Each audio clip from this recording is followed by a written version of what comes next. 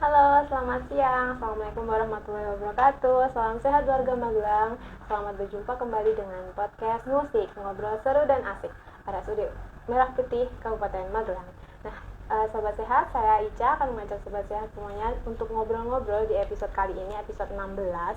Nah, mungkin di sini ada Sobat Sehat yang belum tahu nih di mana RSUD Merah Putih, atau follower-follower baru Instagram kita. Kalau Rumah Sakit Merah Putih itu terletak di Jalan Magelang, Jakarta, kilometer 5, Martoyudan, Magelang. Nah, itu dekat dengan perempatan Blondo ya, yang dekat dengan Tugu Kalpataru yang ada di Jalan Magelang, Jakarta.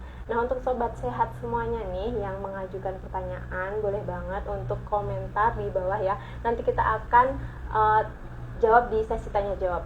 Oke, nah di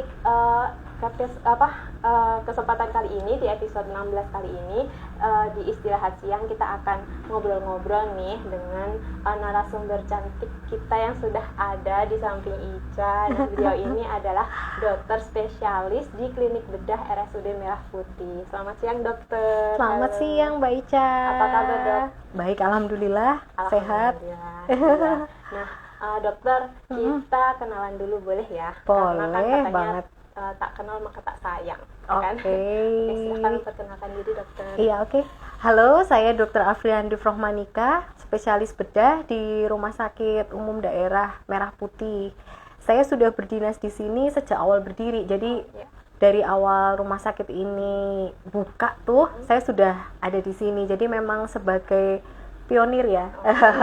Tapi saya sendiri sebenarnya sudah jadi spesialis bedah kurang lebih 10 tahunan, Mbak Ica. Gitu. Iya. Praktek di sini setiap hari Senin, Rabu sampai Jumat. Mulai jam 8 pagi.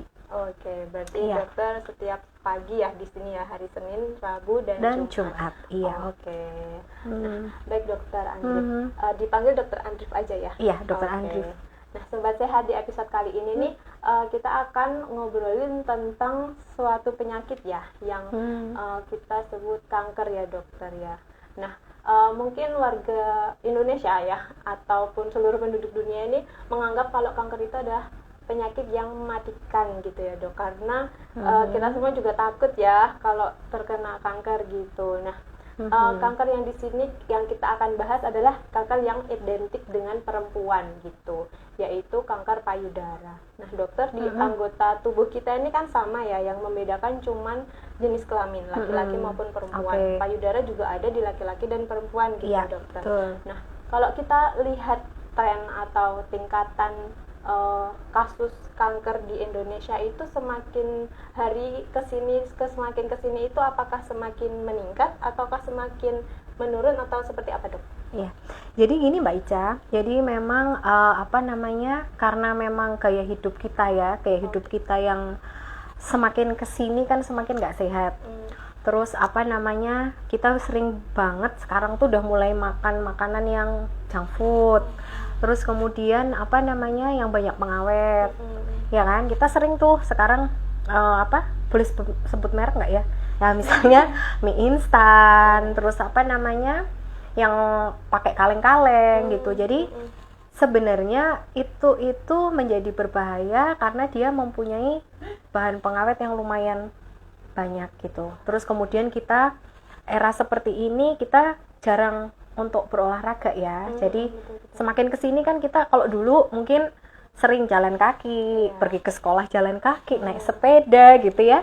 Kalau sekarang ini trennya kan masyarakat kurang gerak nih. Kita bekerja di depan komputer, terus naik motor, naik mobil, yang itu otot-otot kita tuh kurang bergerak gitu. Nah, dengan segala macam faktor risiko ini, yaitu tadi makan makanan yang tidak sehat, gaya hidup tidak sehat, kemudian polusi yang semakin tinggi, terus mungkin merokok. Sekarang kan kita sering lihat ya, merokok itu bukan cuma merokok yang pakai batang rokok gitu ya, termasuk di dalamnya adalah vape ya. Yang zaman now ya, dok. Zaman now gitu kan. Sekarang kan kayaknya kalau kita nggak ngerokok tuh kayak nggak gaul gitu kan.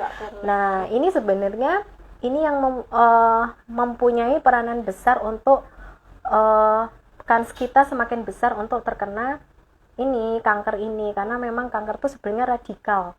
Jadi dari udara luar, dari faktor luar, termasuk di dalamnya juga dari gen kita sendiri gitu.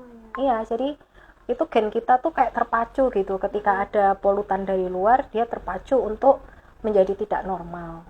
Seperti itu. Jadi memang di Indonesia ini kanker yang paling banyak itu ada urutannya sebenarnya. Jadi yang pertama itu kanker paru-paru, yang kedua kanker payudara, yang ketiga kanker serviks, yang keempat kanker hati gitu. Jadi memang kenapa kanker paru-paru jadi yang nomor 1 gitu ya, itu karena memang yaitu di masyarakat kita banyak sekali orang yang merokok, kemudian dan mereka itu istilahnya kalau di luar negeri itu kesadaran mereka untuk merokok tuh harus di ruang tertentu, di ruang bebas itu udah tinggi gitu. Sementara di tempat kita kan ada tuh satu keluarga gitu, bapaknya ngerokok dengan santainya, dia ngerokok di dalam rumah, padahal mungkin di situ ada anak bayi, ada anak balita seperti itu. Berarti di Indonesia itu memang kebiasaannya masih dikatakan belum bagus ya dok, kayak perilaku hidup bersih dan sehatnya juga mungkin masih kurang ya. Gitu. Dan kita suka banget ngikutin tren gitu.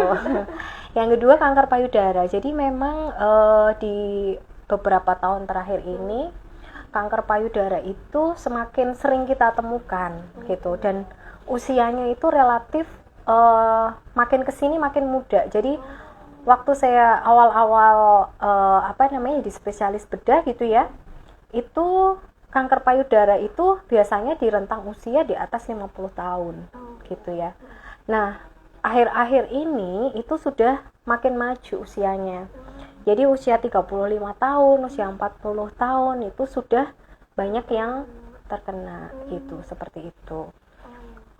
Kemudian yang ketiga adalah kanker serviks. Kanker serviks ini, jadi ini itu biasanya silent killer. Jadi biasanya para wanita itu menyadari dia kena kanker serviks, biasanya kondisinya dia sudah terlambat gitu. Jadi udah parah. Biasanya mereka menyadarinya tuh ketika kok keputihan ya, kok ada perdarahan ya dari jalan lahir seperti itu. Nah itu baru memeriksakan diri, padahal itu kalau udah sampai seperti itu biasanya sudah parah. Makanya sekarang ini pemerintah menggalakkan yang itu program pap smear tiap untuk screening kanker serviks gitu. Jadi kita sebagai wanita nih memang harus ketika sudah menikah, sudah punya anak, kita harus dari awal screening gitu.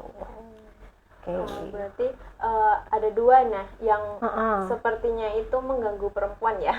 Iya. Seperti ada kanker payudara yang ternyata nomor 2 dan tertinggi nomor 1 untuk perempuan ya dokter. Betul. Dan ada kanker serviks gitu. Nah kali ini kita akan membahas lebih dalam lagi dokter mengenai kanker payudara ya dokter. Iya. Nah jadi sebenarnya kalau kita sebagai masyarakat awam dokter untuk mengetahui kalau kita ini punya kanker payudara atau berciri-ciri bergejala kanker payudara itu seperti apa sih dok? Jadi kita ketahui. Jadi sebenarnya mungkin ya kalau untuk menentukan ini aku kanker atau enggak itu terlalu dini mungkin ya untuk kita masyarakat awam ya.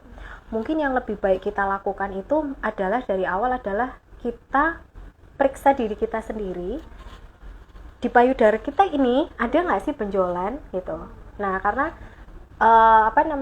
kanker itu mesti berawalnya dari benjolan gitu, benjolan di payudara. Jadi kita perempuan ya sejak awal, malah sejak menarke tuh menstruasi pertama itu 10 hari setelah menstruasi sebaiknya mulai membiasakan diri untuk memeriksa payudara sendiri, namanya sadari. Jadi kita pas habis 10 hari itu kita raba-raba nih payudara kita itu dia ada benjolannya atau enggak, seperti itu. Terus ada enggak perubahan warna di payudara kita gitu, apakah lebih merah atau warnanya tidak sama payudara sebelahnya. Kemudian kita lihat putingnya ada perubahan atau enggak, misalnya putingnya jadi ketarik ke dalam atau putingnya jadi mengeluarkan cairan. Cairannya tuh kalau yang normal biasanya cairannya bening, tapi ketika dia sudah cairan dari puting itu berdarah atau warnanya keruh, itu harus diwaspadai. kemudian ada nggak lekukan di payudara, Lekukan cekungan gitu. di payudaranya. Oh, bukan di sela-sela payudara. Kalau sela-sela payudara tuh wajar ya mbak. Nanti kalau nggak rata kan ya gitu. Nah setelah itu kita lihat juga misalnya kok kulit aku payudaranya kok kayak kulit jeruk ya, tahu nggak kulit jeruk tuh pemirsa. Jadi kulit jeruk tuh kayak kalau kita beli jeruk tuh ya, itu kan kulitnya tuh kayak ada lubang-lubang kayak pori-pori besar gitu ya. Betul. Nah itu yang namanya tekstur seperti kulit jeruk atau peau d'orange gitu. Kemudian misalnya membesar, kemudian ada luka, itu juga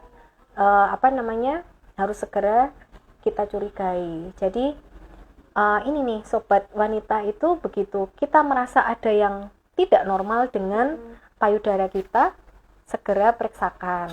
Karena tidak ada salahnya, lebih baik kita periksa ternyata hasilnya normal daripada kita periksa dalam kondisi yang sudah parah gitu. Jadi biar sobat sehat ya, beberapa ciri-ciri adanya kanker payudara seperti warna kulit yang berubah, iya, kemudian ada kelainan warna di puting putingnya keluar cairan, dan kulitnya seperti kulit jeruk, iya, berpori betul. besar gitu ya, dan ada cekungan di payudara. Nah di sini sobat sehat bisa ngecek sendiri-sendiri ya seperti apa kondisinya. Oh ya, tadi kan dokter mengutarakan 10 hari sejak mens ya. Nah itu hari terakhir mens dari hari pertama mens atau hari jadi hari terakhir mens. Oh, berarti dari hari pertama. Misalkan hari Senin itu berarti udah terhitungnya hari pertama ya. Iya, betul.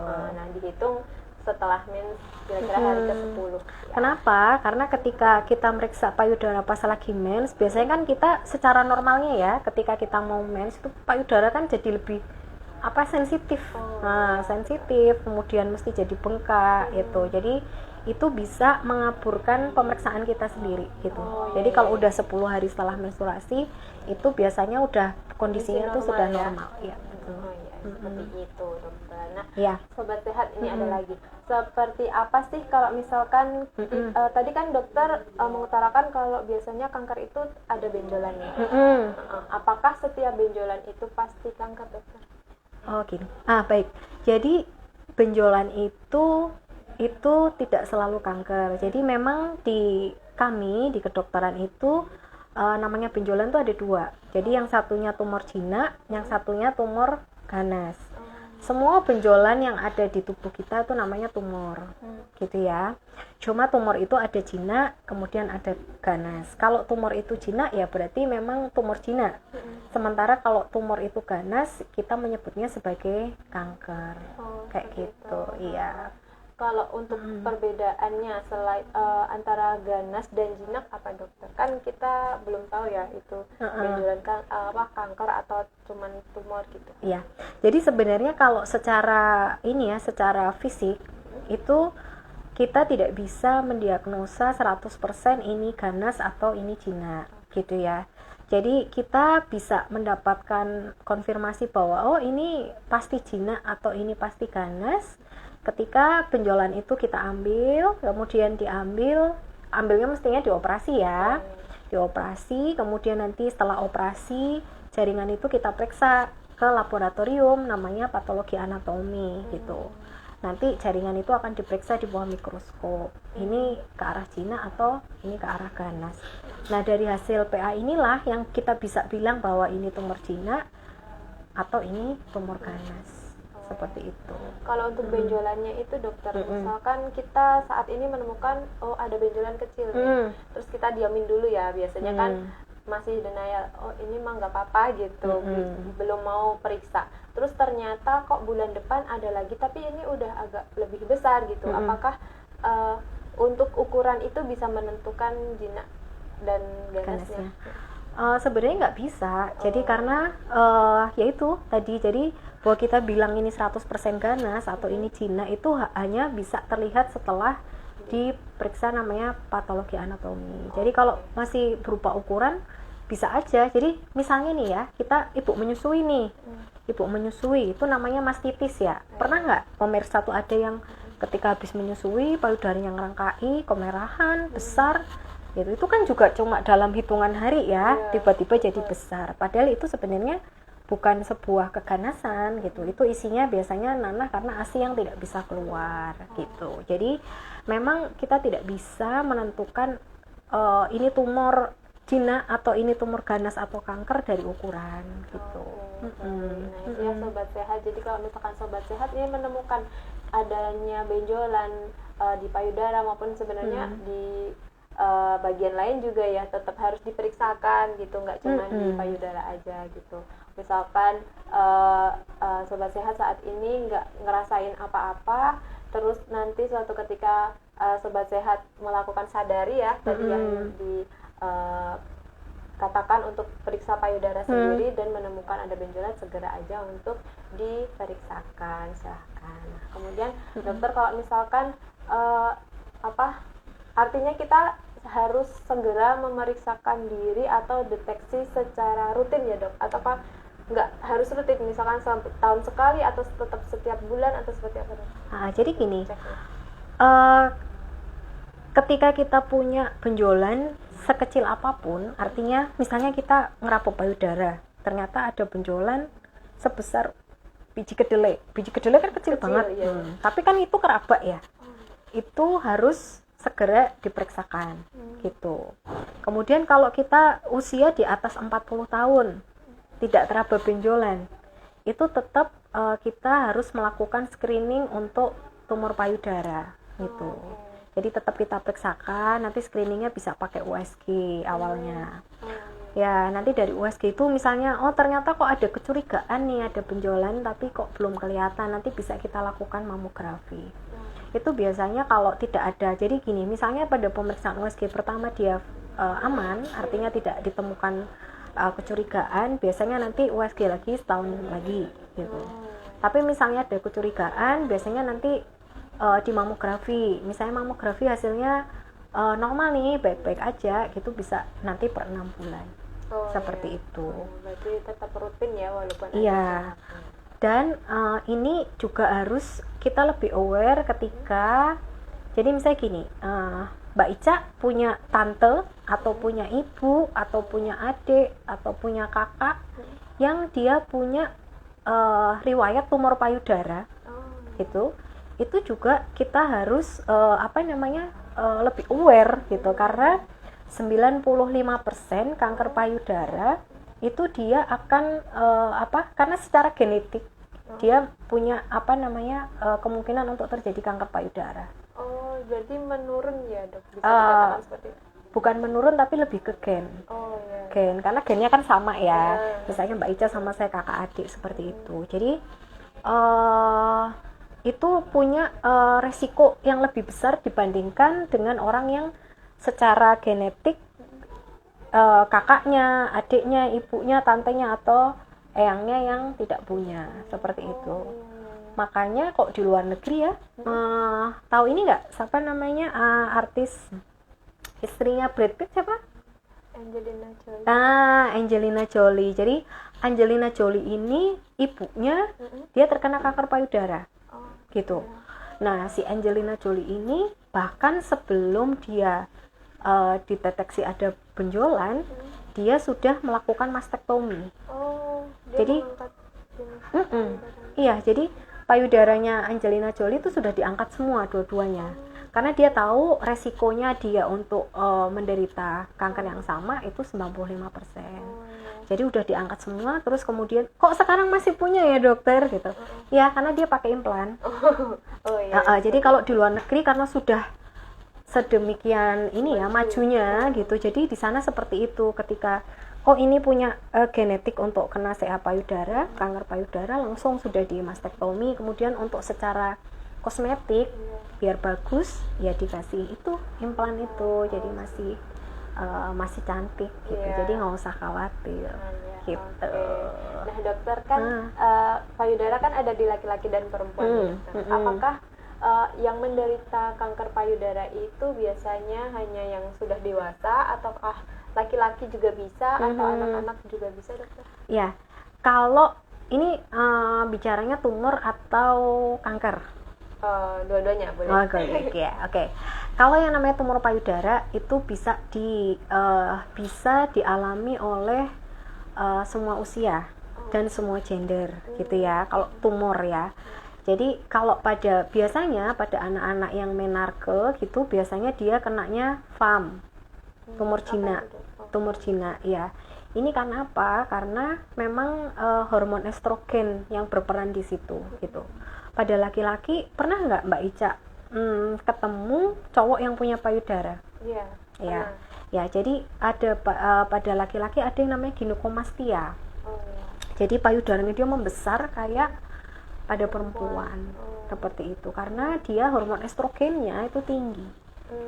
Gitu. Jadi sebenarnya yang menyebabkan tumor payudara adalah ini gen estrogen itu. Ketika dia gen estrogennya tinggi, dia memicu terjadinya tumor payudara gitu. Kalau kanker payudara bisa ada di laki-laki, tapi dia emang amat sangat jarang gitu. Mungkin hanya berapa persen dari seluruh kejadian kanker payudara. Seperti itu. Ya. Kalau lelaki yang gemuk dok, itu kan biasanya payudaranya lebih nampak ya timbang yang kurus gitu. Apakah itu juga lebih berpengaruh lebih beresiko dok? Enggak. Jadi kalau dengan berat badan itu tidak mempengaruhi kemungkinan terjadinya tumor payudara. Jadi lebih ke arah gen estrogen itu. Jadi hormon estrogennya dia apakah tinggi atau enggak. Jadi tahun 85 itu pernah ada kejadian di Brasilia.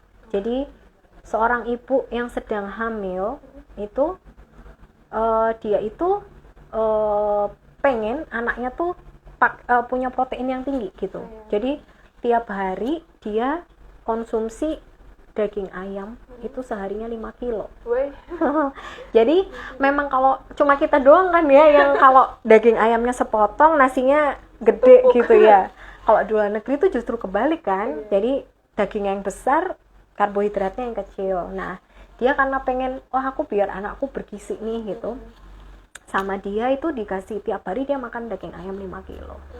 Nah, kemudian ketika lahir anaknya cowok nih kebetulan. Nah, itu pada usia 4 tahun payudaranya anak laki-lakinya itu tumbuh seperti pada pada wanita gitu. Jadi seperti itu. Jadi memang pengaruh makanan terhadap ini kelainan kesehatan kita tuh memang sangat berpengaruh seperti itu. Oke, berarti resiko kanker ataupun resiko kanker memang lebih banyak di perempuan ya untuk payudara, tapi tidak menutup kemungkinan laki-laki juga bisa terkena. Jadi betul. Sobat sehat, jangan lupa untuk tetap selalu menjaga makanan yang kita konsumsi juga ya, dan betul. Juga olahraga ya dokter. Itu sangat penting. Oke. Ya. Nah, kemudian dokter, kalau misalkan untuk kita nih mungkin ada yang sudah terkena untuk kanker payudara ini dokter, apakah bisa sembuh? Jadi seperti ini, pada dasarnya kanker itu kan asalnya dari badan kita sendiri ya. Beda sama kalau misalnya COVID gitu ya. COVID itu kan dari luar ya, virus dari luar gitu. Kalau kanker dari gen kita sendiri. Jadi apakah itu bisa disembuhkan itu tergantung ketika dia datang berobat, itu stadiumnya stadium berapa gitu. Kalau dia masih stadium yang awal, kemudian kita bisa mengangkat semua semua tumornya dengan bersih, kemudian habis itu diikuti dengan kemoterapi, kemudian radioterapi seperti yang memang sudah dijalankan, itu harapan hidupnya sekarang itu sudah tinggi gitu. Jadi pasien-pasien dengan kanker payudara yang dia datang dengan stadium awal itu bisa kok dia survival rate-nya tuh sampai 15 tahun gitu. Kan kalau 15 tahun misalnya kita menderita umur 40 tahun, 15 tahun berarti kan 55 ya. Berarti kan itu kan udah hampir menyamai dengan harapan hidup orang normal. Jadi memang itulah kenapa kita selalu menggaungkan untuk ayo ketika kita punya benjolan di payudara segera periksakan. Itu sebenarnya adalah agar angka harapan hidup kita tuh jauh lebih tinggi, karena begitu kita masih awal gitu, tumornya masih awal, stadiumnya masih awal, itu jauh lebih mudah untuk ditangani dibandingkan yang misalnya nih sudah jebrot. Pernah nggak lihat ini pecah gitu dok. Udah pecah, udah sampai berdarah-darah, terus udah lengket kemana-mana, sampai tangannya udah nggak bisa diangkat, udah udah bengkak, itu udah susah banget untuk disembuhkan karena dia sudah istilahnya udah metastase kemana-mana. Seperti menyebar itu. kemana-mana. Betul. Nah ini sobat sehat nih, kiranya mungkin ada keluarga atau teman atau kerabat dekat yang dikenali punya kanker payudara dan mungkin dia masih takut-takut untuk berobat gitu ya, bisa disarankan untuk segera berobat aja ya, karena lebih cepat lebih baik gitu. Yang kasihan tuh seringnya tuh mereka itu gini, periksa gitu ya, periksa udah dikasih tahu, Bu ini udah ada benjolannya nih gitu, kadang sampai dokternya agak galak ya, nakut-nakutin, ayo Bu segera diambil, tapi ternyata pasiennya takut operasi dokter gitu kan, dia takut operasi, dia malah cari alternatif, iya kan, pakai alternatif, ntar nggak tahu di alternatif diapain, kadang pakai herbal, kadang diuyer-uyer, kan macam-macam ya, alternatif macam-macam, nanti datang lagi ke kita itu udah dalam kondisi yang lebih parah, udah nggak bisa diapa-apain, sayang sekali gitu.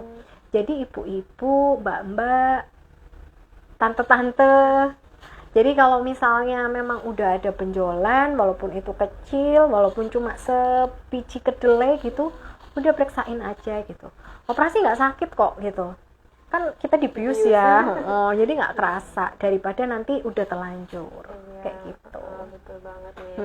Jadi dokter kalau misalkan di rumah sakit kita, selain kan kalau sadari kita sendiri ya dokter, kalau untuk pemeriksaan klinis di rumah sakit kita bisa dokter? Bisa, jadi nanti misalnya nih Mbak Ica, oh dokter aku ada benjolan, periksa aja ke poli, nanti periksa ke poli, nanti kemudian saya periksa, terus nanti bisa kita USG.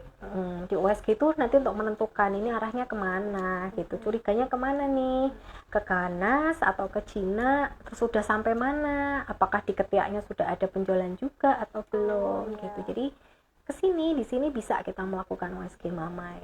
Gitu. Jadi jangan sungkan ya sobat sehat, kita di sini ada klinik bedah, ada dokter Andri, ada juga dokter Dodot, kita ada 2 spesialis bedah di sini, silahkan. Mungkin yang cowok malu kalau mau periksa, biasanya Andri, kan bisa ke dokter Dodot. Kalau yang ibu-ibu malu sama yang cowok, bisa ke dokter Andri gitu ya. Iya, dan nggak usah khawatir ya kalau yang mbak-mbak misalnya, saya pernah dapet pasien gitu, usianya 17 tahun, benjolannya udah sekitar sebesar telur puyuh ya.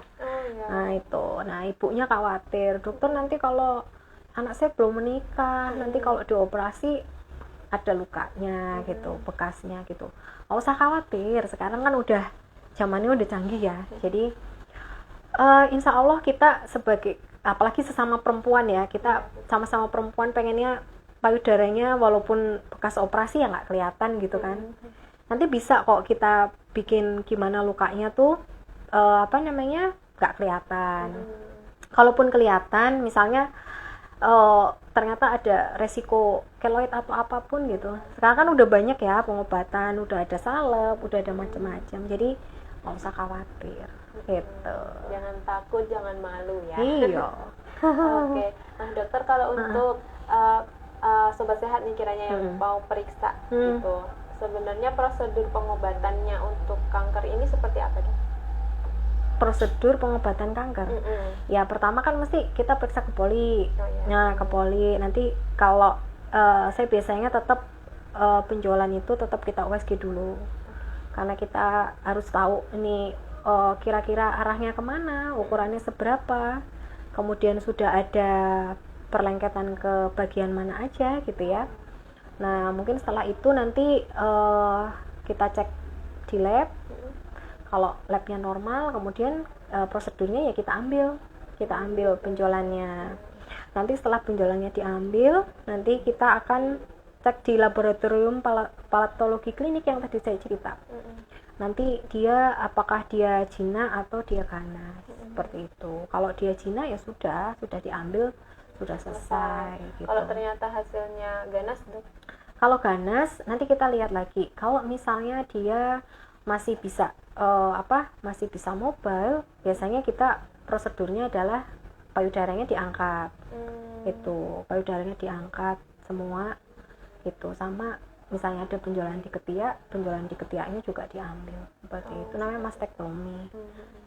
Tapi nggak usah takut dulu, nanti sobat wanita nanti udah langsung wah ntar payudara aku diambil. Enggak, kita untuk melakukan mastektomi atau pengangkatan payudara itu pasti akan ada pertimbangan yang lain, artinya nanti kita tetap harus lihat dulu ini seperti apa.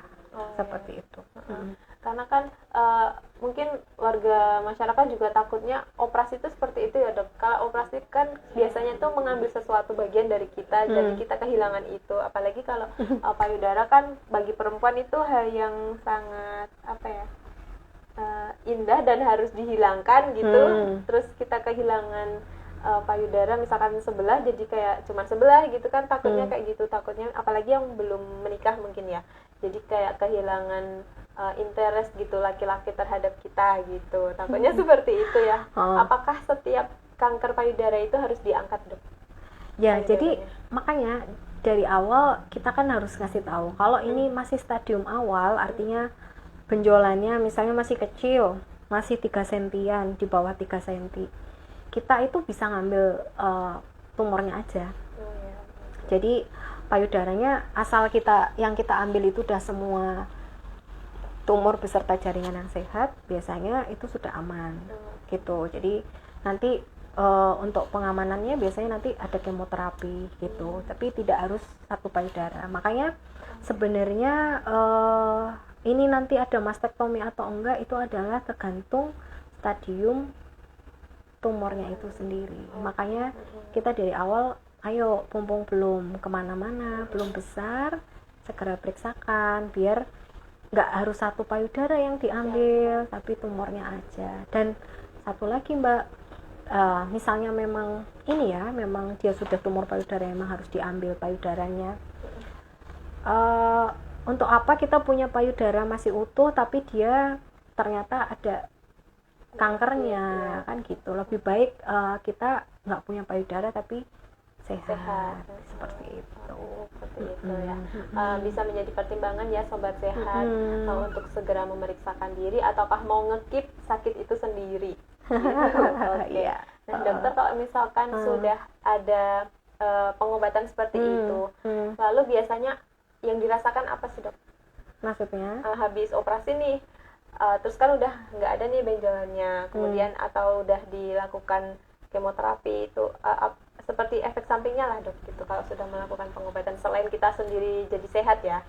Ya jadi ya kalau operasinya operasi tumor biasa ya biasanya habis operasi ya nyeri, tapi kan sekarang udah banyak obat anti nyeri ya. Dan habis operasi mesti kita ngasih anti nyeri, jadi jarang kok yang ngerasa nyeri gitu. Terus kalau untuk pengobatan pada kanker yang harus kemo, ya itu sebenarnya kemo itu tergantung masing-masing orang ya. Jadi ternyata itu ketika kita tidak denial, artinya oke, jadi misalnya nih ada 2 orang penderita kanker payudara. Yang satu ini ketika dia tahu saya kena kanker payudara gitu, berarti saya harus menjalani pengobatan, saya harus kemo. Tapi saya punya anak-anak yang masih kecil, jadi saya harus semangat, saya harus kuat, dan saya menyadari bahwa ini cobaan dari Allah yang harus kita harus kita hadapi. Yang satunya, kok saya kena kanker payudara sih, kok bisa? Padahal saya begini, padahal saya begitu. Nanti kalau kemo saya akan mual, saya akan muntah, rambut saya rontok. Nah ternyata nanti tuh 2 orang ini itu tuh nanti walaupun dengan stadium yang sama gitu, nanti yang lebih bertahan tuh malah yang ini. Jadi yang memang dia sudah dengan ikhlas, kemudian dia punya semangat hidup yang tinggi bahwa saya harus menjalani ini, saya harus kuat untuk anak-anak saya, itu nanti akan jauh lebih baik. Dan keluhannya pasca kemoterapi itu juga jauh lebih ringan gitu. Jadi sebenarnya mbak, ketika kita jadi ya apapun penyakitnya ya, nggak cuma kanker payudara kan, kalau kayak kanker terus keganasan yang lain gitu ya, itu kan dari tubuh kita sendiri gitu. Jadi ketika kita punya daya terima yang tinggi, sabar, ikhlas, dan semangat, itu akan memacu imun kita sendiri. Karena kanker ini kan dari dalam ya. Nah, begitu imun kita itu tinggi, dia tuh akan bisa mengalahkan ini sakit ini gitu. Jadi buat semua ya, baik yang sudah mengalami kanker payudara atau keganasan yang lain, mungkin susah ya, mesti ini klise banget ya dokter, dokter mungkin nggak tahu sih rasanya gitu ya, tapi sebenarnya benar kok Bu, Bapak. Jadi ketika kita memang sudah ikhlas, kemudian kita semangat untuk hidup, itu nanti jauh lebih baik prognosanya dibandingkan dengan yang ini yang masih menolak seperti itu. Jadi nggak apa-apa, Allah itu pasti ngasih cobaan tuh yang kita kuat, seperti itu. Nah dokter, kan dari tadi kita udah ngobrolin seperti apa sih pengobatan dan lain-lainnya. Kalau misalkan untuk pencegahannya nih dok, supaya kita tuh nggak sampai kena kanker payudara, seperti apa dok yang bisa dilakukan? Ya jadi seperti tadi ya, sebenarnya kanker itu kan berkaitan sama gen ya. Jadi kita harus mulai membudayakan hidup sehat gitu ya. Jadi olahraga teratur, kemudian mengurangi makanan junk food, kemudian yang bahan pengawet seperti itu. Sekarang ini makin kesini itu yang kena tumor payudara itu makin muda. Jadi umur 10 tahun, umur 12 tahun itu adik-adik itu udah banyak yang kena tumor payudara. Ya kita kita tidak bisa mengelak bahwa zaman ini gizi semakin baik gitu. Artinya kemampuan masyarakat untuk membeli makanan yang bergizi dan berprotein tinggi itu jauh lebih baik gitu. Nah, cuma kita lupa bahwa mungkin ada gen yang kita tidak cocok dengan itu. Jadi kayak misalnya sekarang ini kan banyak jajanan yang ayam-ayaman ya. Saya nggak mau nyebut merek, ntar aku di-ban sama sama tokonya gitu ya. Jadi apalah makanan kecil-kecil sekarang yang isinya enak sih memang gitu, ayam-ayam yang dari ayam potong tuh ya gitu. Nah, itu memang tidak semua, tapi pada orang yang sensitif dengan hormon estrogen itu memang memicu untuk terjadinya tumor payudara. Makanya kan kayak kita dulu karena dia hormon estrogennya tinggi, jadi ayam ini emang sengaja dikasih suntik hormon ya. Tahu ya berarti ya. Nah, disuntik biar cepat besar. Nah, tidak pada semua orang sih, tapi pada orang tertentu yang dia memang punya gen ke situ gitu, nanti ketika dia terpapar sama hormon ini, dia lebih mudah terjadinya tumor payudara walaupun mungkin jinak. Makanya sekarang kan anak-anak menarke, saya dulu mens pertama itu sampai kelas 2, sekarang SD kelas 4, kelas 5 udah pada mens pertama kali. Nah, itu termasuk itu. Jadi seperti itu. Kemudian tidak merokok. Itu penting itu. Ya, nggak minum minuman beralkohol gitu, seperti itu. Nah, jadi sobat sehat, terutama perempuan ya, karena kita di sini menjadi topik utama ya, jadi pelaku utama gitu. Untuk makan makanan yang bergizi, kalaupun pengen makanan yang seperti jajanan bisa diolah sendiri aja ya dokter. Iya, ya boleh sih, nggak terus aku nggak boleh, tapi mungkin misalnya tadinya seminggu 4 kali, jadi seminggu sekali aja gitu. Ya, dan jangan lupa makannya juga nggak cuman protein aja ya dokter, harus diseimbangkan dengan serat, sayuran, buah gitu, dan air putih, kemudian olahraga juga ya dokter, penting untuk mencegah kita dari berbagai macam penyakit baik menular maupun yang tidak menular seperti kanker ini gitu. Nah dokter, kalau untuk di klinik bedah kita dokter di RSUD Merah Putih, selain untuk menangani benjolan, ada yang bisa dikonsultasikan atau bisa diobati selain benjolan dokter? Jadi kesannya tuh kayak klinik bedah tuh klinik benjolan ya. Enggak ya Mbak, jadi apa namanya ya, itu semua penyakit yang berhubungan dengan apa namanya kelainan ya. Jadi misalnya ada ya usus buntu, kemudian hernia, tumor payudara, ambeien, yang sering banyak terjadi kan itu ambeien, usus buntu, hernia tuh orang biasanya ngomongnya tedun ya, gitu. Terus apa namanya struma tuh apa namanya gondok gitu, itu kita bisa menangani itu.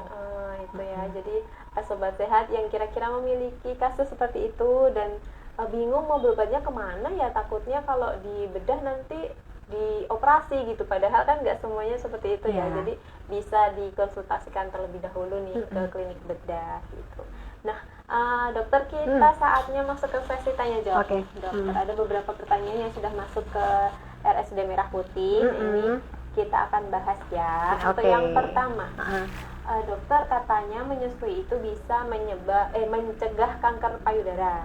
Bagaimana dengan yang belum dikaruniai momongan nih? Mungkin udah kena kanker atau belum kena kanker gitu.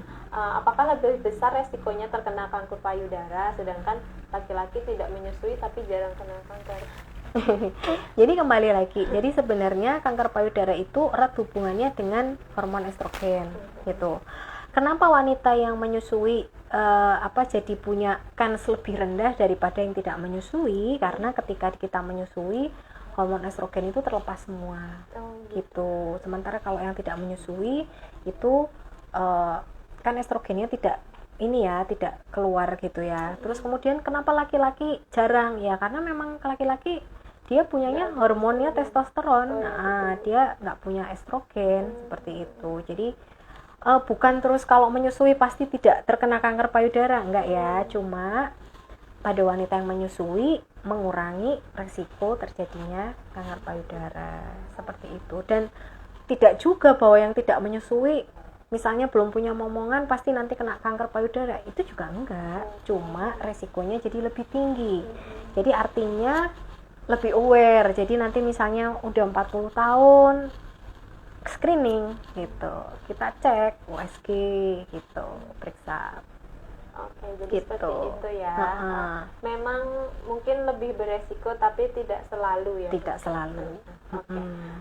Untuk pertanyaan kedua, dokter, jika sudah pengangkatan tumor tapi tidak payudara diangkat, jadi mungkin stadiumnya masih baru-baru gitu ya, itu apakah bisa akan mengganggu menyusui? Jadi nggak diangkat. Ini kalau tidak diangkat payudaranya berarti ini tumornya tumor jinak. Nah kalau tumor jinak itu sama sekali tidak mengganggu, tidak mengganggu proses menyusui, karena memang yang diangkat kan bukan kelenjar susu ya, gitu. Jadi ya tidak mengganggu menyusui. Jadi nantinya dia akan bisa menyusui bayi dengan normal, beraktivitas dengan normal. Jadi sama sekali tidak mengganggu. Bahkan ketika kita itu ya abses mama itu yang ketika menyusui terus ngerangkai besar, kemudian kita operasi, boleh masih disusui, nggak apa-apa.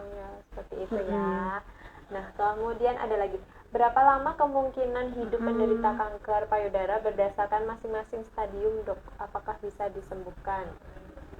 Kayak yang tadi saya sebutin ya, jadi semakin stadium itu semakin awal, semakin ini kemungkinan angka kehidupannya jauh lebih tinggi daripada yang sudah terlanjur parah gitu. Kalau bisa disembuhkan, kalau yang stadium 4 ya udah, kita hanya untuk memperpanjang usia tapi bukan untuk menyembuhkan penyakit ya, gitu. Kalau untuk berapa lamanya, mungkin hitungan tahun gitu kita tidak bisa menentukan ya dokter, karena usia yang punya Allah.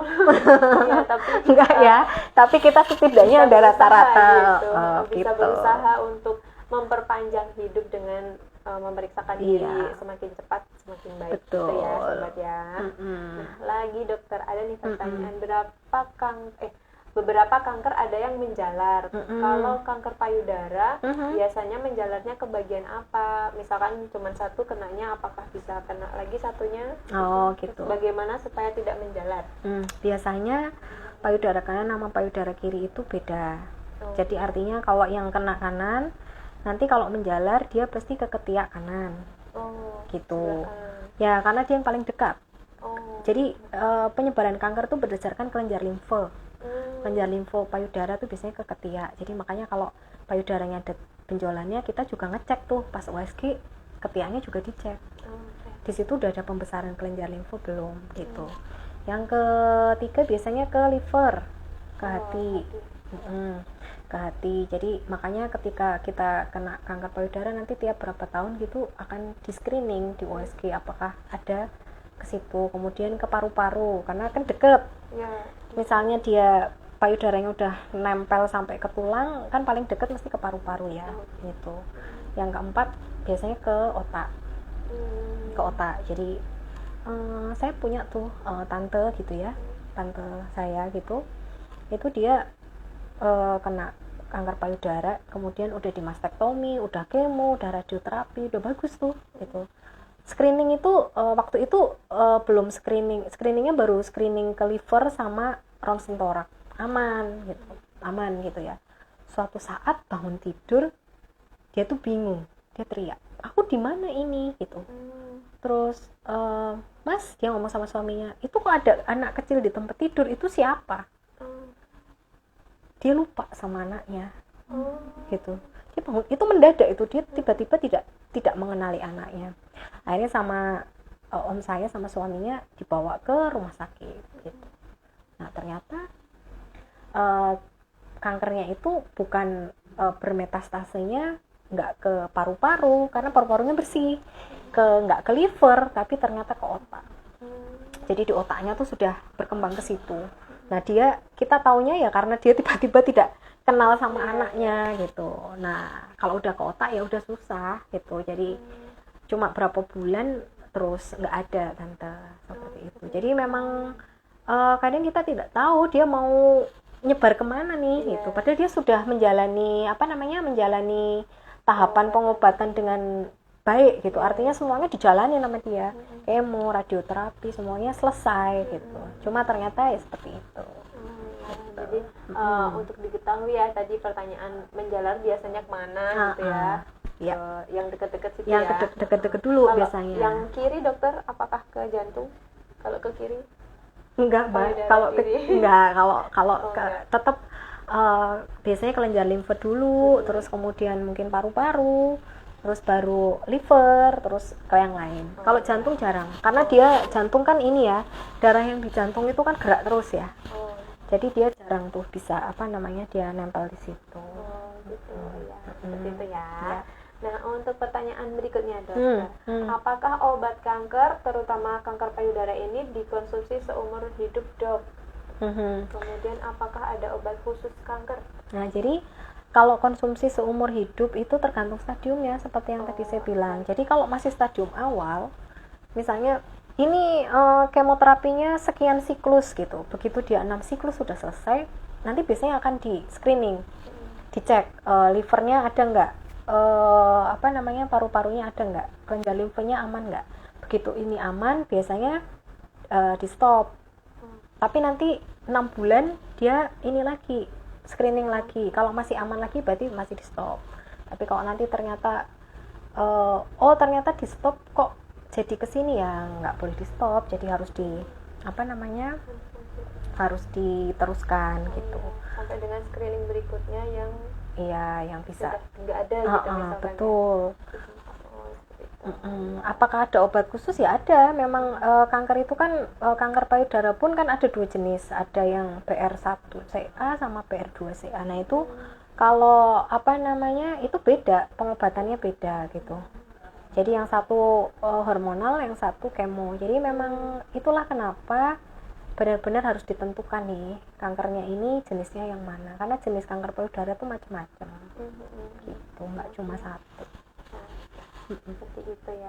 Kemudian ada lagi nih untuk pertanyaannya dokter, apakah kanker payudara bisa muncul kembali jika sudah dioperasi menyeluruh? Bisa.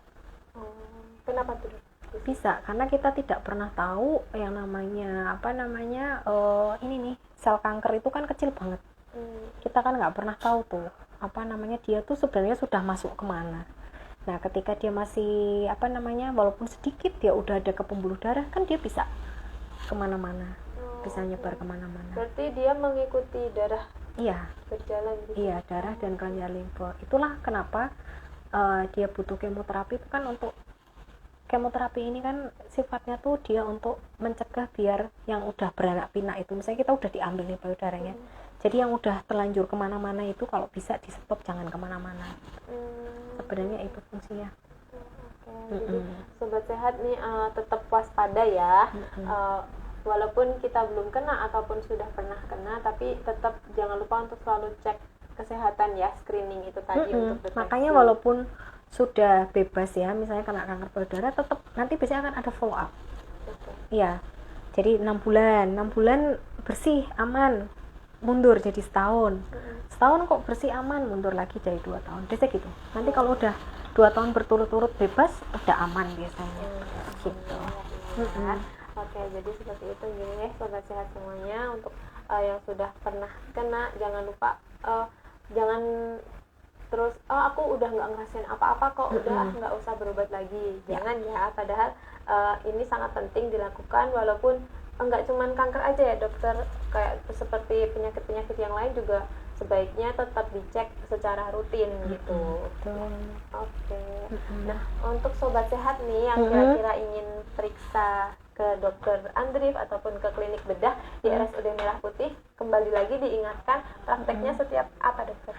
Kalau saya prakteknya hari Senin, Rabu, sama Jumat. Gitu. Dari jam 7 sampai jam 11. Oh ya, seperti itu ya.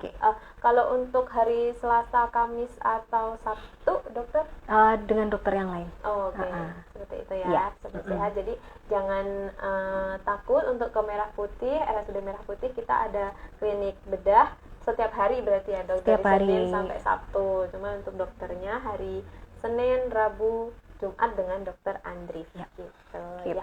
Nah, sobat sehat yang ingin memeriksakan diri ke klinik bedah RSUD Merah Putih bisa banget nih untuk langsung aja daftar di loket pendaftaran kita di lantai 2 gedung rawat jalan atau gedung lama ya, atau melalui website kita di s.id/rsudmp. Nah, di situ sobat sehat bisa mendaftar juga online melalui WA yang sudah tertera di web tersebut ya. Dan untuk pendaftaran ini bisa dilakukan H-7 sampai dengan H-1, atau kalau mau datang ke loket silahkan datang di hari H mau pemeriksaan seperti itu. Kemudian untuk datangnya silahkan 30 menit sebelum pemeriksaan ya, untuk yang sudah reservasi. Untuk informasi lebih lanjut sobat sehat dapat menghubungi layanan RSUD Merah Putih di WhatsApp dengan nomor 0811 2586 000. Sekali lagi 0811 2586 000 ya. Dan jangan lupa juga untuk follow Instagram kita di @rsud-merah-putih. Dokter Andri sudah follow? Sudah. Oke, nanti di situ juga ada Instagramnya dokter Andri, bisa di search ya. Oke. Nah, dokter, sebelum kita closing podcast kali ini di episode 16, apa yang ingin disampaikan untuk sobat kita? Iya, jadi mungkin ini lebih khusus ke wanita ya. Jadi ayo para wanita, kita cintai diri kita sendiri, karena yang tahu tubuh kita sendiri ya kita sendiri gitu. Jadi dari awal periksa nih, terutama untuk yang sudah menikah gitu ya, payudara, kemudian serviks atau rahim kita. Jadi ketika ada program untuk screening, ayo kita ikutin gitu, karena generasi masa depan itu ada di tangan kita gitu. Jadi jangan sampai kita abai sama diri kita sendiri. Jadi kita sebagai ibu, sebagai istri atau sebagai anak perempuan, ayo kita mulai sadari periksa payudara sendiri dari awal gitu. Jadi biar jangan sampai nanti kita terlambat kalau ada tumor payudara atau kanker payudara gitu. Ayo kita sayangi badan kita sendiri. Gitu. Luar biasa sekali dokter. Terima kasih ya dokter Andri atas informasi yang sangat menarik nih yang kita mungkin banyak yang belum tahu. Jadi kita alhamdulillah hari ini kita tahu gitu ya. Sama-sama. Seperti apa sih gambaran kanker payudara ya. Oke. Nah, Sobat Sehat, terima kasih juga untuk sudah menyimak podcast ke-16 kali ini dan sampai jumpa juga di podcast-podcast selanjutnya. Terima kasih. Selamat siang. Wassalamualaikum warahmatullahi wabarakatuh.